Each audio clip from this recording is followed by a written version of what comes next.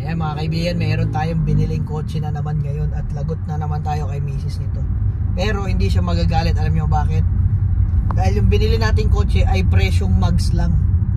Diba? Kasi pag mags binibili ko, di siya nagagalit. So ngayon, yung binili nating kotse ay presyong mags lang. Diba?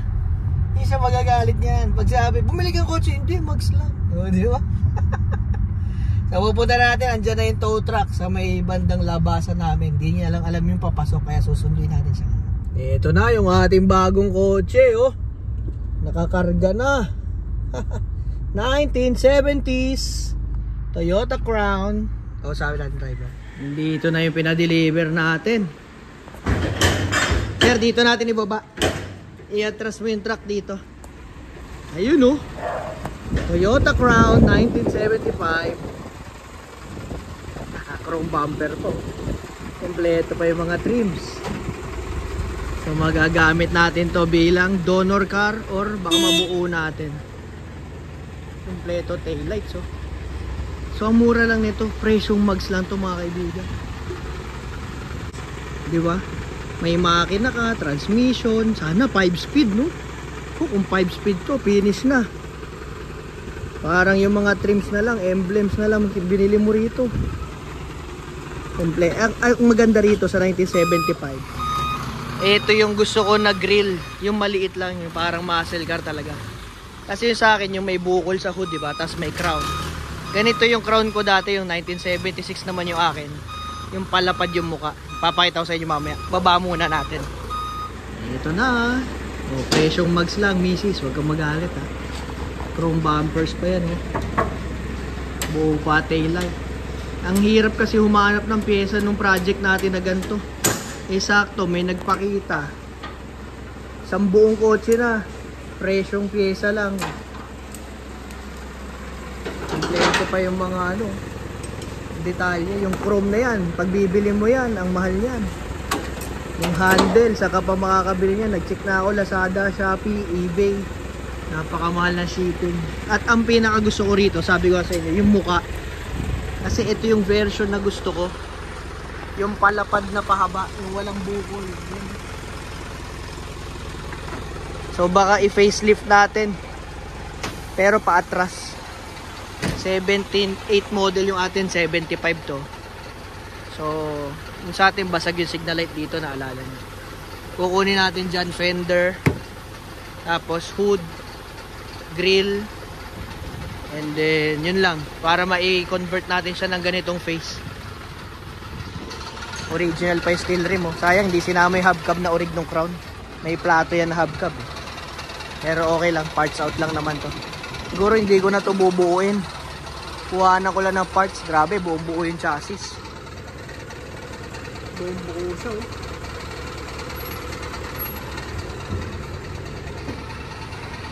Yan, oh. Yung sa akin, may bingaw yung ganito. Ito, buo pa. Crispy pa, oh. Yun, oh. Nabubuksan pa. O, diba? Yung mga handle na ganyan. Saan ka makakabili niyan ngayon sa Lazada? Wala. Eh, di may isang buo tayo reserva. Eh, ito yung chrome sa grill. Nice. Buo na. Dito yan, oh. Sa hood. Ito yan, kuya. Nandito sa nguso. Eh di buo nga ang chrome nya. Kala ko kulang, eh. Tapos side mirror original. Ayan, oh.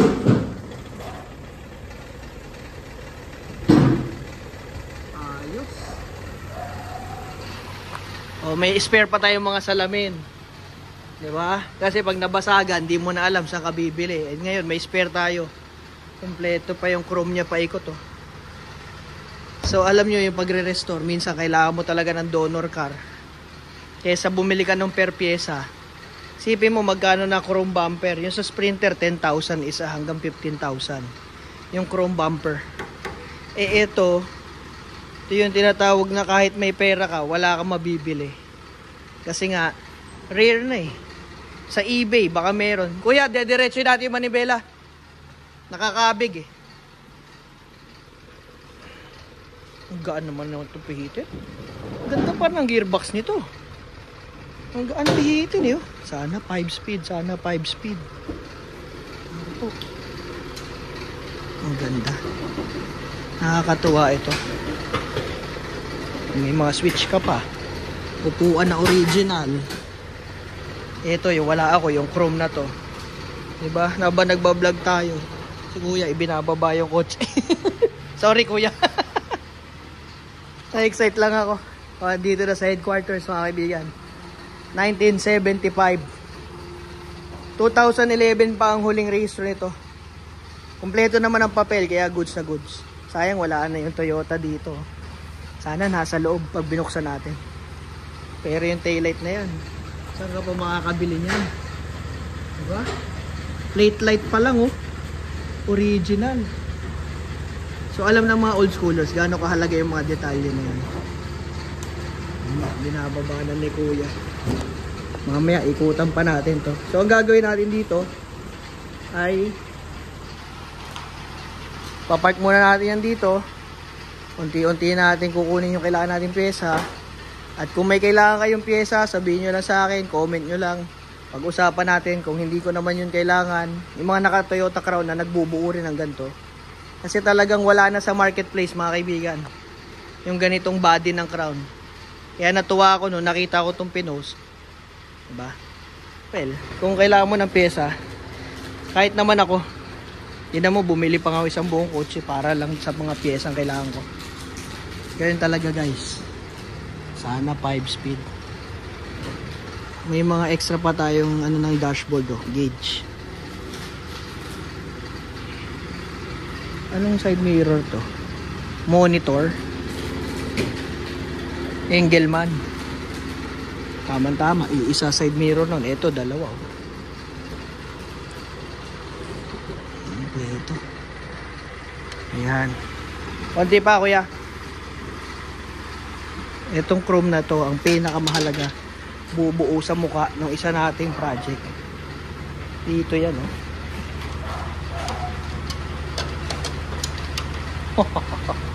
Buo ang chrome. Hindi bungi. Pati ito chrome pa. Ayos. Yan, ito pa emblem na to, mahalaga yan. Pangit yan tingnan pag wala. Kernel yata yung dati may-ari nito base doon sa nakita kong papel. Parang okay na to kuya, iaabante mo lang yung truck no. Abante mo lang yung truck, goods na to.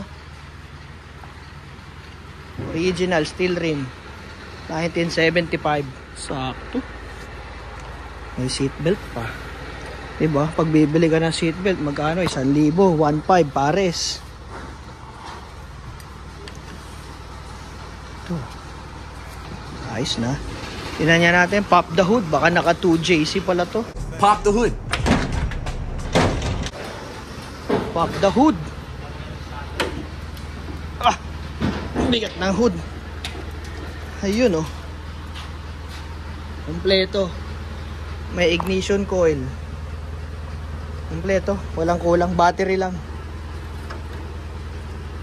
Yung papel kuya, yung nasa dashboard no? Maganda pa yung radiator nito kaysa doon sa isa. Sige kuya. Battery lang kulang. Buong buo yung pangilalim oh. Dalawa na ngayon ang makina natin 5R. Ay, nice one. Linis lang to. Wawash ko muna to rito. Yung mga ilaw po. Baka si Night Rider yan.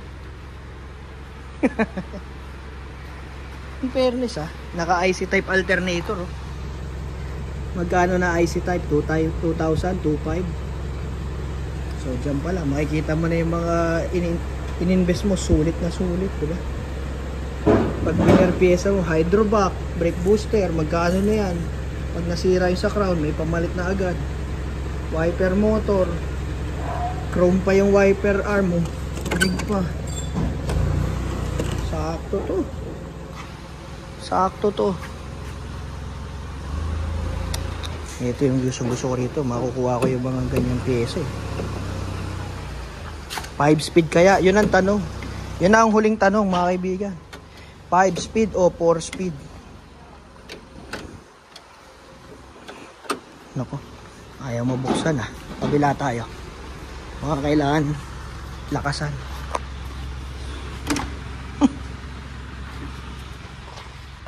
5 speed o 4 speed? 1, 2, 3, 4.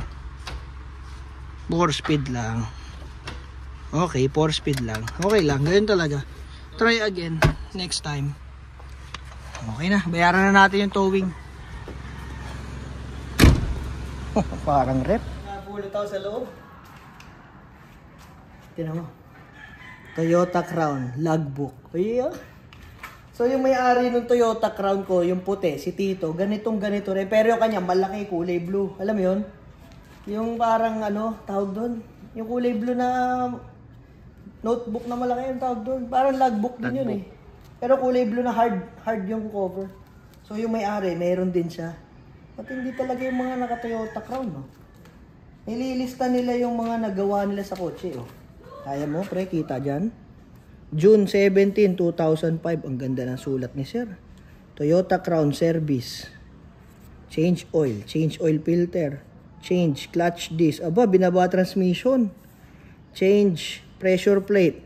Tire rod bushing. Aba, by Romy. Yun ang mekaniko, si Romy. Ang kilometer niya noon, mileage, 55,740. Ganun katindi ang may-ari nito. Nire-record niya. Ito, February 10, 2003. Toyota Crown Service. Ano to? Fix the radio bracket. Fix the radio bracket. Mali lang yung spelling. Fix the radio bracket. Brake switch by June. Si June naman ang mekaniko niya. Maganda to. May record tayo. Ibig sabihin, bago clutch nito. Madami, pati change oil ulit, 2005 naman to. 2004, nagpakarga daw siya ng Prion. Compressor, pinaltan din yung compressor oil. Evaporator cleaning, si Boy ang gumawa. Ito si Romy ulit. Matatagal na ito, pre. Ang dami change oil, spark plug, tune up, contact point. Ayun, ang daming ginawa. Nakalagay lahat. Change oil na naman. So, yung maintenance niya, ginagawa ng may-ari. Sinusulat niya rito. So, thank you very much. No? May record tayo. Ngayon, titignan natin. Tumigil na siya sa pagsusulat. 2005 na. 2005 ng June. Wala na. Doon na natigil. Ang huling ginawa noong 2005, pero for sure, mine-maintain niya pa rin to. 2011 na kasi to tumigil ng rehistro eh. Ang mileage niya ay 77,960. Nung 2006, ayan o. 6/21/2006. Yan. Nung 2006, 77,960 ang mileage niya. Nagpa-change oil siya. Ngayon, titignan natin kung ilan ang mileage nito ngayon. Nakakaawa naman katayin to. Parang ang sarap naman buuin nito. Parang may istorya siya. Pero kasi napabayaan na din eh. May flashlight ba tayo? 78,159. 78,159. Ibig sabihin, simula nung 2006, kung 77 to, 78 yung nasa gauge. Ayan o. Yung 2011. So, ito ay hindi masyadong gamit. Kaya pala, katukin nga natin. Lata, sir. May konting palaman. Pero, lata pa din. Lumulubog yun. Bubong. Lata. Ayan, lumulubog oh. Hood. Latang lata. Ang sarap scrapin nito. Walang bangga. Ay, nako, talagang magagamit natin to doon. Ayun si Stariray, oh, yung mga naghahanap kay Stariray. Magagamit natin maigi tong coaching to. Mas konti pa ang bulok niya eh. Tingnan natin yung mga, ayan, yung mga ganyan, no? Reflector yan, no? Ayan, buo siya, oh.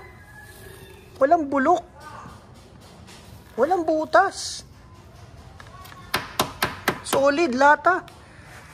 Yung sa akin dito may bulok, tinapalan ng yero. Tapos masilya. Ito wala, yero yung ilalim niya. Aba, Maganda ang kaha nito, kaibigan. Excited na ako mabuksan yung compartment, kaya lang walang kasamang susi. Di bale, kaya ko yan.